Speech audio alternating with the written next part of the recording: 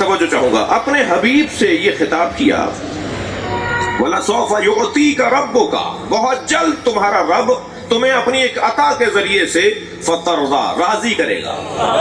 بھئی ساری دنیا اللہ کو راضی کر رہی ہے، اللہ مصطفیٰ کو راضی کرنا چاہتا ہے۔ یہ عظمت مصطفیٰ کا ایک مکمل باب ہے۔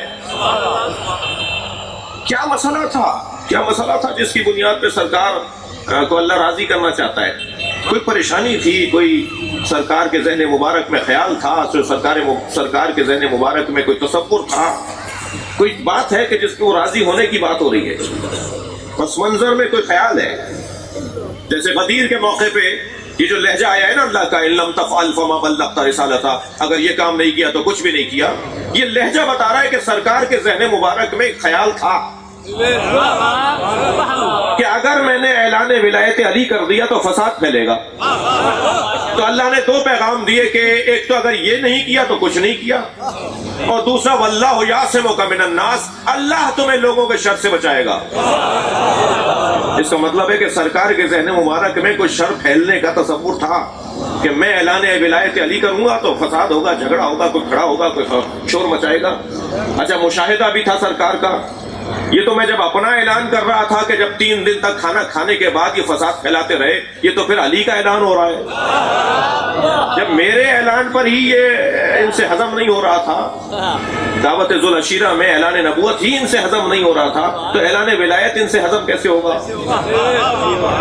تو یہ سرکار کو ذہن مبارک میں تو تھا کہ وہاں بھی 3 دن جھگڑا ہوتا رہا، کھانا کھاتے رہے، جاتے رہے، مجلس کو بگاڑتے رہے، اور یہاں میں اعلان کروں گا تو وہاں تو 30-35 لوگ تھے، یہاں تو 1 لاکھ سے زیادہ لوگ ہیں۔ تو سرکار کے ذہن مبارک میں کچھ تھا، لیکن اللہ نے اعلان کیا اگر آپ نے یہ نہیں کہا تو کچھ بھی نہیں کہا، اور لوگوں کے شر سے اللہ آپ کو بچائے گا۔ اچھا، شر تو وہاں بھی ہوا تھا، وہاں کیوں نہیں کہا اللہ نے کہ میں تمہیں لوگوں کے شر سے بچاؤں گا؟ تھوڑی گردن ہلاتے رہیے، میری بات اگر جاری ہے تو۔ دعوت ذوالعشیرہ میں جھگڑا تو ہوا، مگر وہاں اللہ نے نہیں کہا کہ میں تمہیں لوگوں کے شر سے بچاؤں گا۔ جھگڑا یہاں بھی ہوا، ایک شخص نے کھڑے ہو کر اعتراض کیا، توجہ کر رہے ہیں، ایک شخص نے کھڑے ہو کے، حارث بن نعمان فہری نے کھڑے ہو کر کہا یہ آپ نے اللہ کی طرف سے کہا ہے، یہاں اپنی طرف سے کہا ہے جو اپنے بھائی کو ہمارے اوپر آپ حاکم بنا رہے ہیں؟ میرے مولا نبی نے فرمایا میں کوئی بات ہی نہیں کرتا مگر یہ کہ اللہ مجھے کہتا ہے۔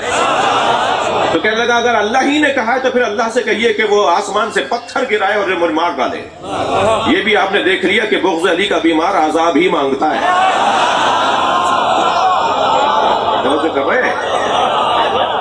اور سرکار نے بد دعا کی ہو مجھے تو نہیں ملتا، سرکار نے اس کے لیے بد دعا کی ہو جو نہیں مان رہا تھا نا مولا علی کی ولایت کو، حضرت نے ہاتھ اٹھا کے بد دعا کی ہو یا اللہ عذاب نازل کر دے، مگر قرآن کہہ رہا ہے سأل سائل بعذاب واقع، ایک سائل نے عذاب مانگا اور عذاب آیا، نبی نے نہیں کہا، اس لیے کہ رحمت للعالمین ہے۔ مجھے کہنے دیجئے کہ نبی کی بد دعا کا انتظار نہیں کیا عذاب نے۔ بڑی عنایت، بہت شکر گزار آپ کی توجہ کا۔ میرا سوال پلٹا رہا ہوں اپنا کہ دعوت ذوالعشیرہ میں بھی فساد ہوا، مگر اللہ نے نہیں کہا کہ میں تمہیں لوگوں کے شر سے بچاؤں گا، اور غدیر میں بھی فساد ہوا مگر اللہ نے کہا میں تمہیں لوگوں کے شر سے بچاؤں گا، تم اپنا کام کرو میں تمہیں بچاؤں گا۔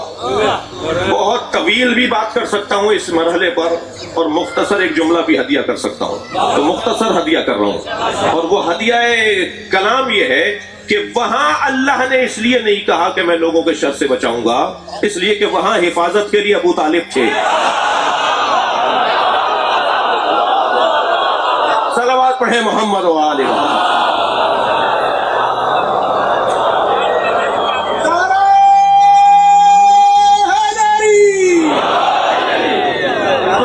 تیسرے دن جب یہ کھانا کھا کے جانے لگا نا ابو لہب اور اس کے ساتھی، تو حضرت ابو طالب نے اس کا گریبان پکڑا اور زمین پہ پٹھا، ادھر اسے ایک ہاتھ سے زمین پر گرایا، دوسری طرف نبی کو دیکھ کر کہا قوم یا سیدی و مولائی، کھڑے ہو جاؤ میرے مولا۔